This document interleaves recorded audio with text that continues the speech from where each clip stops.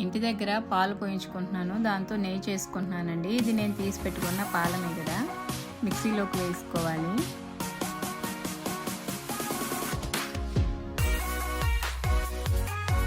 Mixie పట్టుకునేటప్పుడు cool water add చేసుకోవాలండి, కొంచెం కొంచెం.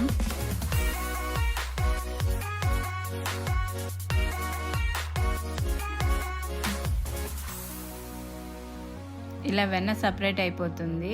ఆ పాలు పిండుకుంటూ ఇట్లా బాండిల్లోకి తీసి ఉంచుకోవాలి.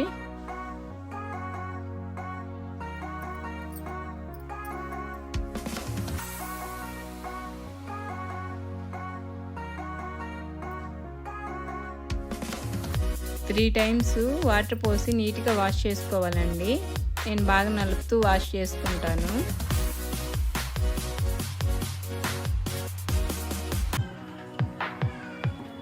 స్టవ్ మీద పెట్టాక కాసేపు బాగా మరిగించుకోవాలి.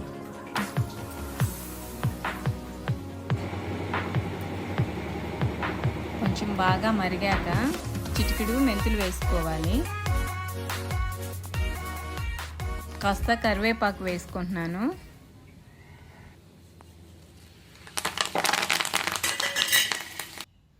గిన్నెలోకి వడకట్టి పక్కన పెట్టానండి. చూసారు ఎంత పూసుగా వచ్చిందో నెయ్యి.